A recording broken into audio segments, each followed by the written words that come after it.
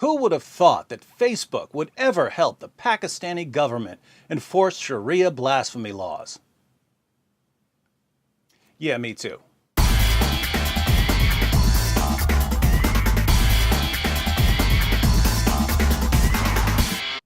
Muhammad ordered his followers to brutally murder people for criticizing him.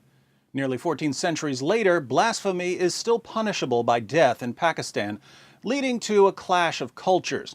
In the West, we believe in freedom of speech, freedom of expression, freedom of religion, freedom of the press, freedom of conscience.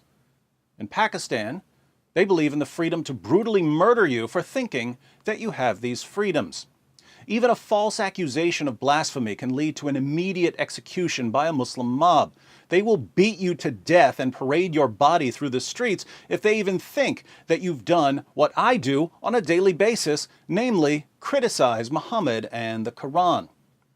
Now, we would hope that as our cultures clash, we would be the ones to influence them rather than vice versa. We would hope that over the years we would influence places like Pakistan to become more free, not that they would influence us to become more Sharia compliant. And it really seems like that's the only way it could happen. We have an enormous ability to influence other cultures through movies, through music, through products, through negotiation, through sanctions, and so on, while they have very little ability to influence us. Or so you would think. While there are plenty of people in the West who would say, along with Patrick Henry, "Give me liberty or give me death," there are also corporations whose goal is to make money, not to make any sort of positive impact on the world. Take Facebook, the online Sharia police for the Pakistani government. Dawn reports, the Interior Ministry of Pakistan informed the Islamabad High Court on Monday that Facebook administration has been blocking illegal blasphemous content on Pakistan's request, and 85% of such material on the social networking site has already been removed. Pakistani officials complained to Facebook about blasphemous content, and as of this report, Facebook had already removed 85% of said content. Interior Secretary Arif Khan said in his report that Facebook had responded to their letter and showed its willingness to remove content deemed blasphemous. Facebook is totally on board. He said the federal government has taken ambassadors of 27 Muslim countries on board in connection with the issue. Furthermore, 3 arrests have been made during the course of the online blasphemy probe, out of which 2 people were directly involved in posting blasphemous content, he stated. Law enforcers have also found blasphemous content from the suspects' laptops and mobile devices. A joint interrogation team has been constituted to probe into the matter, he added. When asked why the ambassador of the country from where the offense originated was not summoned, the Interior Secretary responded, "Our embassy in Washington has also taken up the matter with the U.S. government." The Pakistani ambassador was taking up the matter of blasphemous content on Facebook with the U.S. government. He said banning Facebook is not the solution of the problem. If blasphemous material on Facebook is the problem, why isn't banning Facebook the solution? Because Pakistani leaders are convinced that Facebook can help them track down and extradite blasphemers. The BBC reports.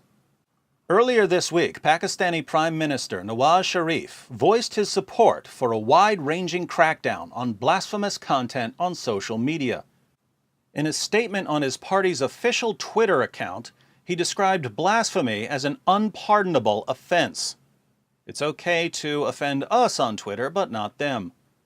Then on Thursday, Interior Minister Chaudhry Nisar reasserted Pakistan's determination to tackle the issue, saying he would take any steps necessary to make sure Pakistan's message got across. He said that he had asked officials to liaise with the FBI in the U.S. and with social media platforms on a daily basis. Notice, they're going to the FBI and to Facebook on a daily basis to deal with online blasphemy.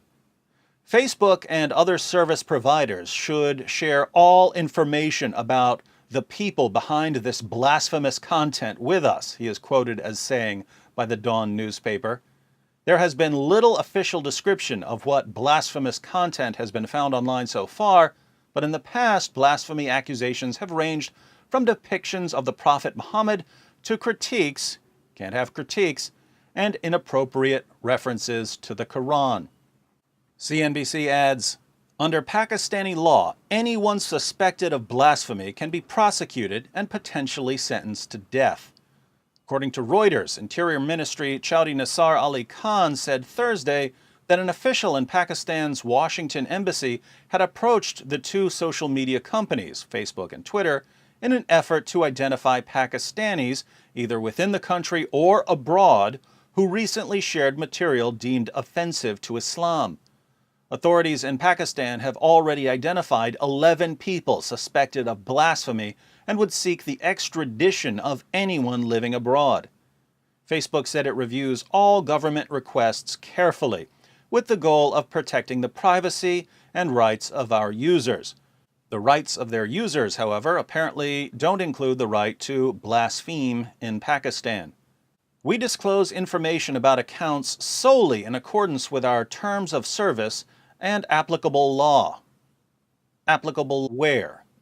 In Pakistan? A mutual legal assistance treaty or other formal request may be required for international requests, and we include these in our government requests report, it said in a statement. Now, why would Pakistani leaders think that Facebook is going to help them track down blasphemers for extradition, trial, and execution? Because Facebook immediately caved on removing blasphemous content, and if we know anything about Muslim leaders, it's that if you give them a Sharia inch, they'll want a Sharia mile. And a Sharia mile is a mile-long pile of dead bodies. We can't have any part of the process of executing people for blasphemy, which means that we can't budge when Pakistan makes demands. When a Pakistani ambassador shows up and says, "We want you to remove blasphemous material from the internet," the correct response is, "Oh, you don't like what's on the internet? Well then, you have my full permission to cry me a river." Anything they demand, cry me a river. We want the names and addresses of blasphemers so we can extradite them.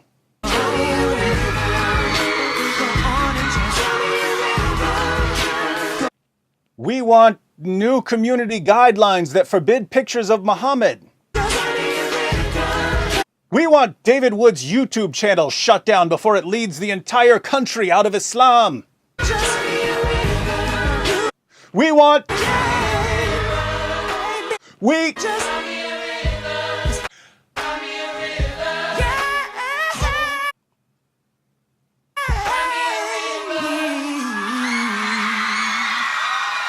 And that's how you deal with demands for Sharia. It may not win you any friends in the Pakistani government, but it will teach them a valuable lesson and save a lot of lives in the long run.